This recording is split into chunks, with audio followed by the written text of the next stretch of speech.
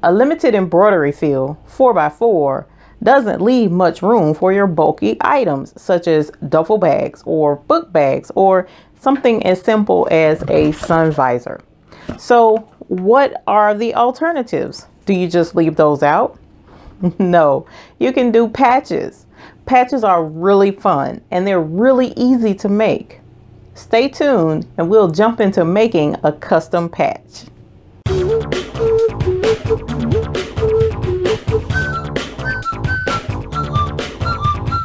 This video focuses on making patches. You are able to make patches on your embroidery machine without Sew What Pro. However, Sew What Pro makes it easy. Hi guys, I'm Eve with The Baby's Booty. We are going to make a patch today. I've gotten several questions on how to make a patch. Making patches is very easy. It is simple to do. So hopefully we can breeze right through this without any complications by using Sew What Pro.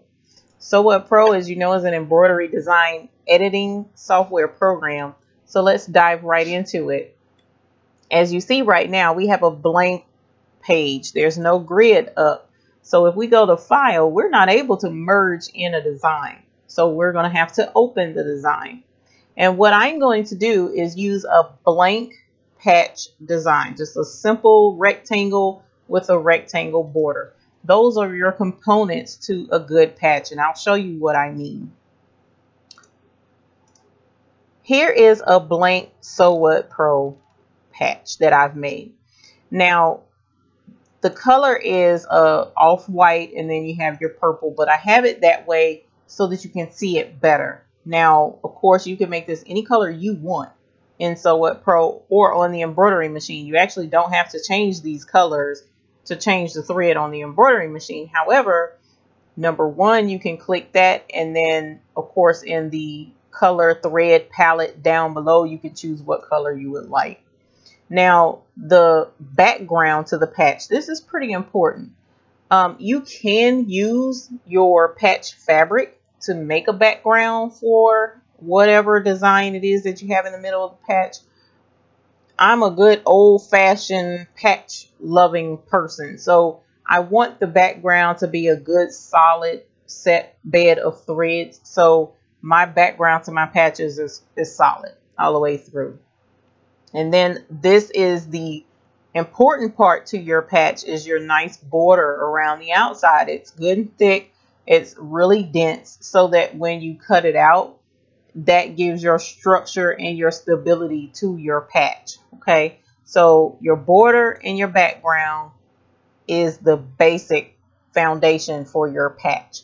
Now, what we are going to do is we're going to bring in some lettering to make our patch design specific to what we want.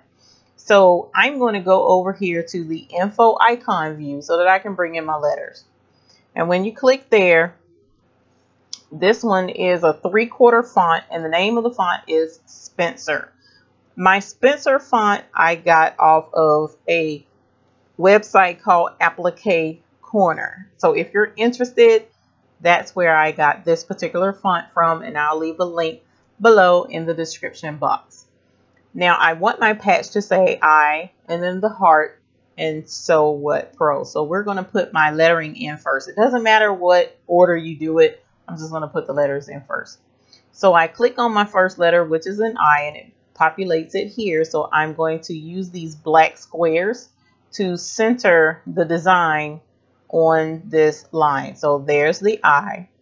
And then I know my heart is going to go next. So then I'll do S for sew, W for the what, and the P for pro. All right.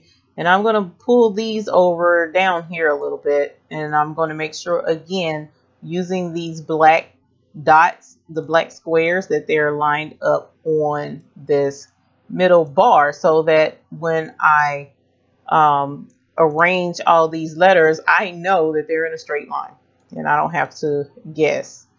All right, so I, and then Sew It Pro, and that looks kind of spaced out, so I'm gonna move this over a little bit. So I'm gonna close this out and I'm gonna grab my letter P and pull it over just a little bit. Then I'm gonna grab the S and then pull that in towards the W a little bit.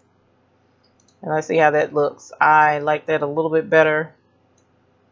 And yeah, I thought that W was off. So I'm gonna pull that down and there we go. ISWP. Now let's bring in the heart. So again, I'm gonna use info icon view only because I had already opened the folder. So I can just click this heart right here and pull it right up. So I'm gonna drag this over in the middle.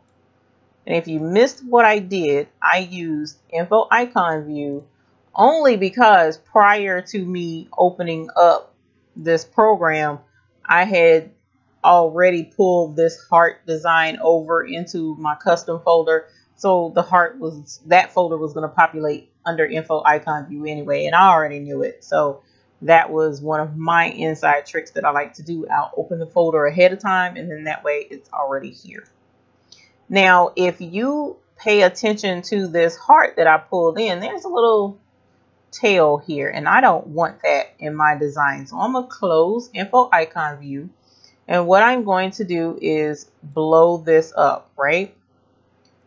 Here's another cool point to Sew It Pro. I'm going to go into view and I'm going to take off texture view because I want to be able to see my stitches, my individual stitches.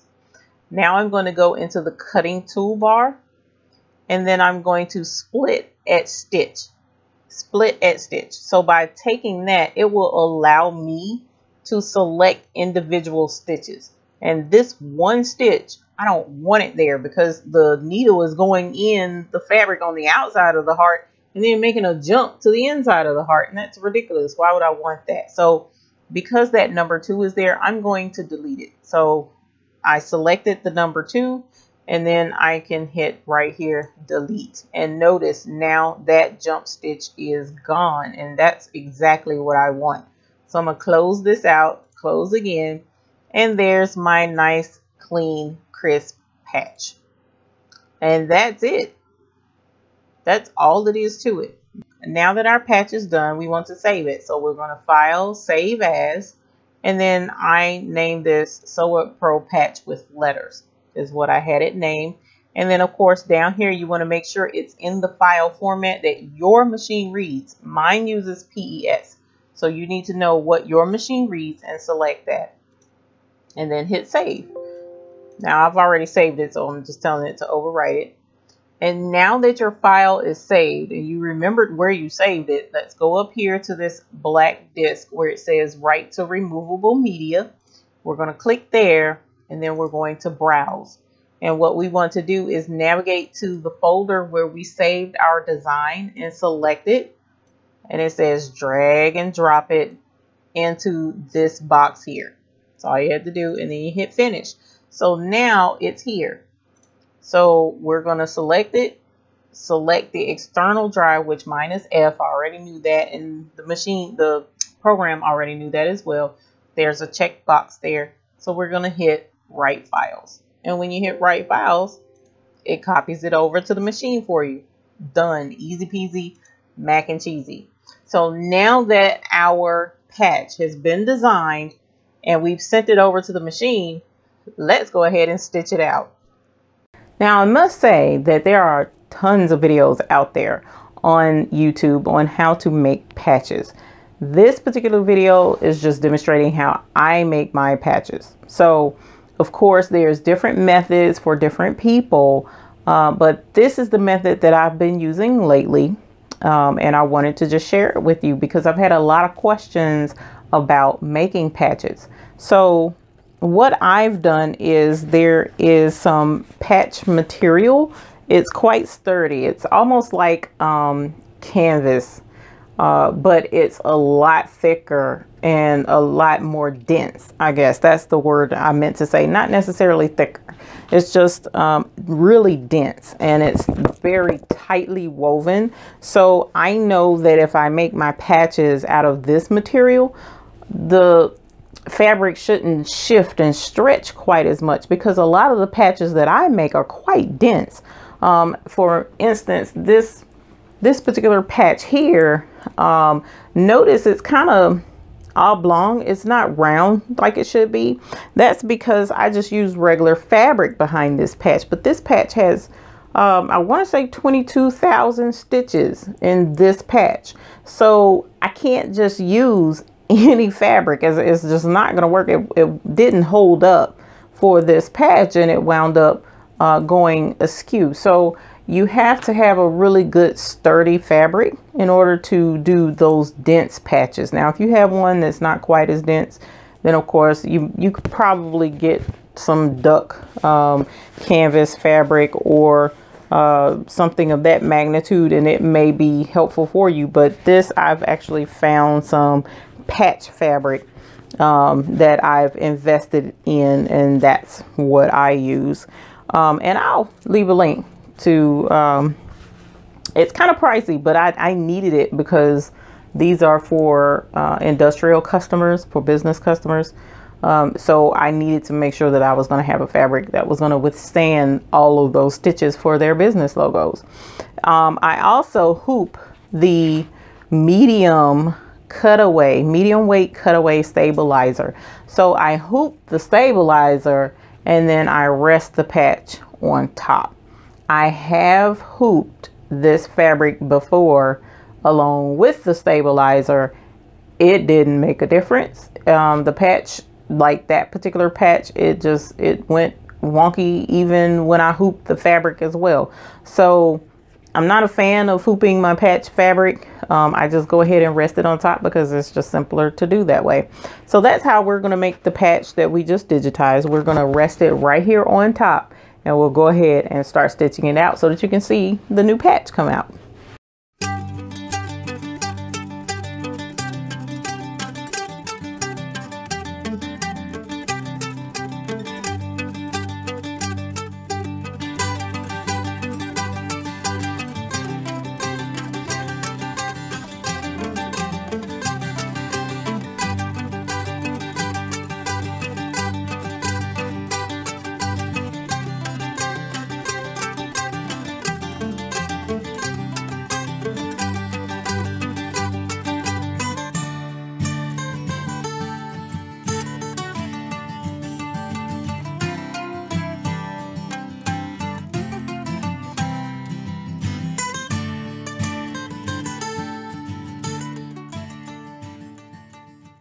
Now that it's done stitching out, our next step is to take it off the hoop and cut our jump stitches.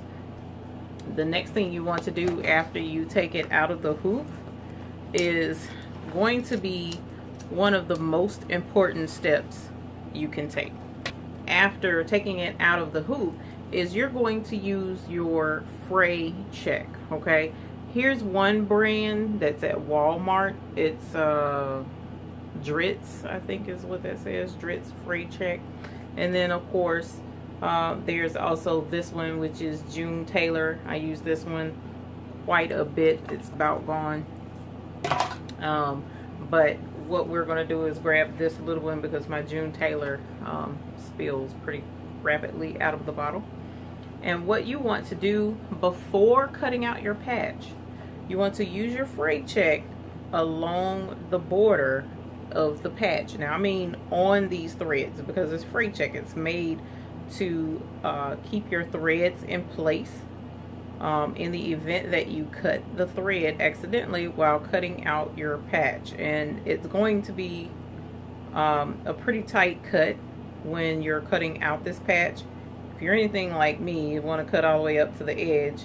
That's not necessary, but if you do, then using this Fray Check is what will help make sure that if you did cut through any one of those threads, then it won't come all apart and shred on you when you're cutting out your patch. So ordinarily you will want this to dry, but because I'm doing a video, I'm gonna go ahead and cut it out anyway. So you basically are gonna cut right along the edge of this patch, and I'm a little ways away from the edge only because for the purpose of getting this done, not being too extremely careful because it's my patch and I don't have to be careful. cut that out and put this to the side, and there you have an I Love Sew What Pro patch. And of course, as I mentioned before, you can do these in any color that you choose. It doesn't have to be the red and gold. It could be blue and pink. It could be whatever color combination, of course, you want it to be. And your background could even be a different color. It doesn't have to be, your border could be a different color. You can customize patches to coordinate with whatever outfit, whatever hat. I love patches because they're so versatile.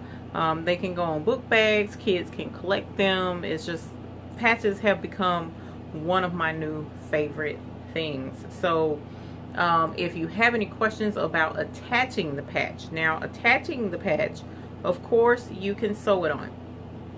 So whatever item it is, especially if it's a flat item that will fit on your sewing machine, like my sewing machine back there, you can stitch it on an item.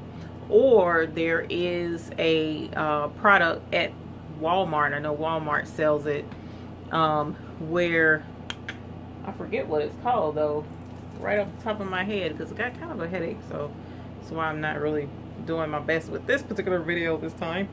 But I know you guys know what the name of that stupid stuff is. It's Heat and Bond. The name of the stupid stuff is Heating Bond. You can buy Heating Bond, and from what I understand, Heating Bond Light, based on reviews, now this isn't my experience, this is based on reviews, Heating Bond Light doesn't hold patches to items very well, especially if they're going to go in the wash. Heating Bond Heavy Duty, from what I understand, is what you want to use, and it will stay on items. And the Heating Bond, all you do is you lay this on top of the Heating Bond, cut it out to the shape, okay? And Heating Bond has plastic on one side, well, not plastic, paper on one side, a paper coating, and then a glue side. So you would put the glue side to the back of your patch, use an iron on it based on the instructions on the Heating Bond package. So usually it's no more than about 10 seconds for a really hot no steam iron. On the paper side of the Heating Bond is where the iron will touch, so that the glue will adhere to the back of the patch. And then once you take the iron off, you'll see that your paper and your the paper side of the Heating Bond and the Heating Bond is stuck to the back of the patch. And you just peel that paper back and off of that Heating Bond, and you'll expose the other side of the glue that you will use, or you give the patch to someone else and they'll use it on the item and glue it right on with an iron. Same principle, put the iron on top of the item, I'm sorry, on top of the patch, which will be on top of the item, and you can glue it on that way. There's also other manufacturers of the glue that you would use with patches, but the tried and true, from what I understand, hands down best way ever to attach glue to I'm sorry, not attach glue, but attach the patch to an item, is to use the E6000. I was told that you use this, it will not come off. I mean, it'll take Kingdom Come and a couple of angels to get this stuff off once you use the glue. So depending upon how permanent a patch you want, you have, you know, Heating Bond Light if you want it to be able to use heat and take it off later. You got your Heating Bond Heavy that you can use, and of course E6000, so that it will not come off at all ever. So that, my friends, is how you make a patch. Again, as I mentioned in the video instructions, I will leave this file. I'll put the file for this on my website, where you can download the I Love Sew What Pro patch, because you love Sew What Pro, so you want a patch to show it. I know you do. I know you do. That's why I went through all that hard work to save it in all the formats, so that you can own your own copy of the I Love Sew What Pro patch. And I also, in that same file, included this heart, so that even if you didn't want to use it with the patch, you can use it with something else. And also one without the letters or the heart. so that you can have just this rectangle and the border, and you can put whatever you want in the middle if you want to. So I just thought that would be pretty cool to share with you guys, because you were so nice to tune in and see how to make a patch based on how I do it, when there are so many other videos out there that you could be watching on how to make a patch. And I really do appreciate you guys tuning in. You guys, we passed 800 subscribers. I was just talking about 700. Matter of fact, I was probably just talking about 300 subscribers, and now you guys are 800 strong. Our team is 800 strong. Can you believe it? We are the best YouTube channel on the planet, and you guys are the best subscribers on the planet. And I really, really, really appreciate it. I spoke in a video last week about doing some contests, and a new thing that I've just picked up on doing, and wanted to do a video tutorial on how I did that.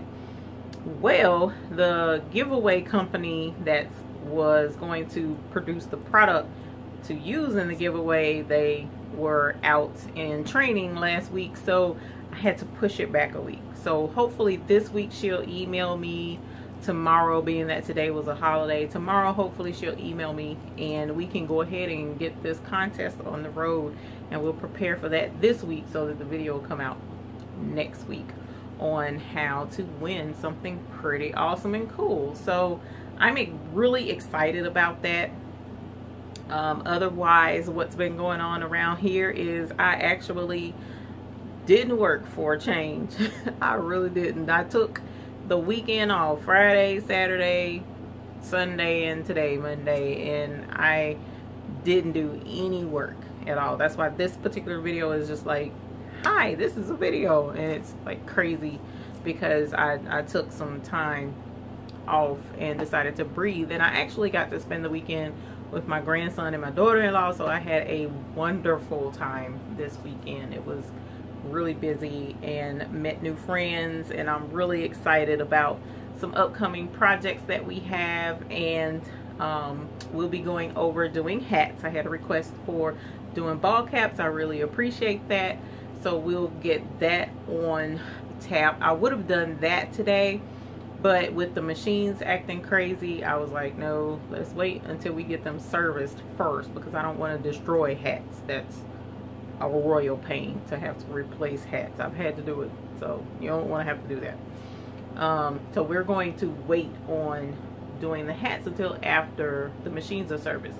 So the next video should be on the surprise and the contest, and then the video after that hopefully will be on the ball caps, unless I'm able to get a video in between time. So we may be able to do that. So I hope everything is going well with you. I do hope you try the patches. Please try these patches. They're really cool. They're simple to make. They're fun to make, because you can do them on any kind of shape, as I showed you. I mean, I have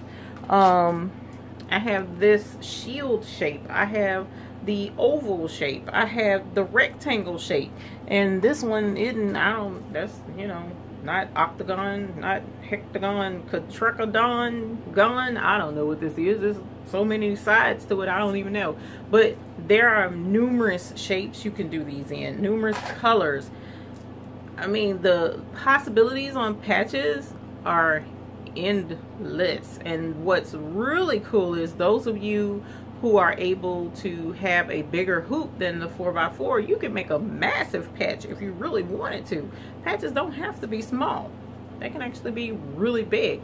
Or even with a 4x4 hoop, if you get a patch small enough, just like the I Love Sew What Pro patch, we could actually do two on the same hoop and have it stitch out twice on the same hoop. So you're not wasting extra stabilizer if you wanted to look at it that way.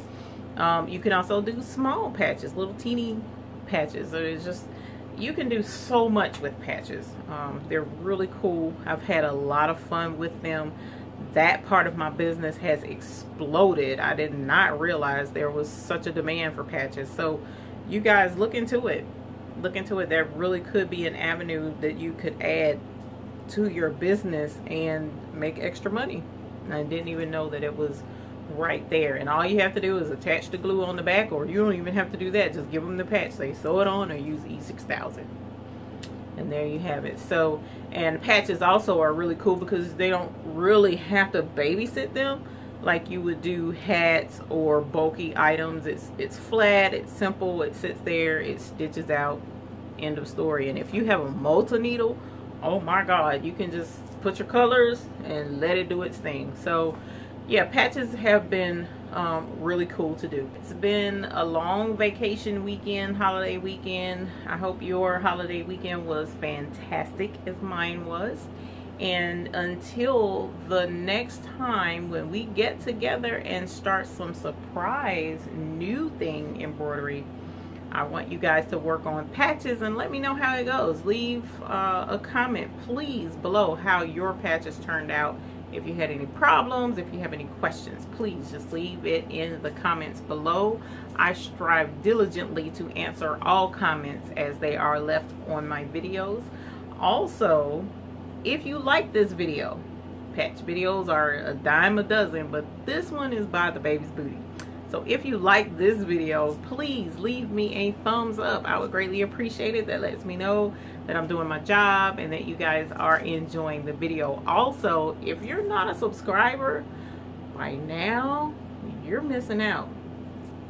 I hate to be the bearer of bad news, but we have fun over here on this channel. So you might want to subscribe to this channel because we have fun. And I got a contest coming up next week and you don't want to miss that, unless of course the lady gets sick this weekend. She can't do the contest, but either way there's gonna be a contest soon and you don't want to miss out. I'm trying to tell you, you don't want to miss out on this contest because it's a juicy one. So subscribe, please hit the subscribe button and I will be eternally grateful. And until next time, with your patch making, happy embroidery.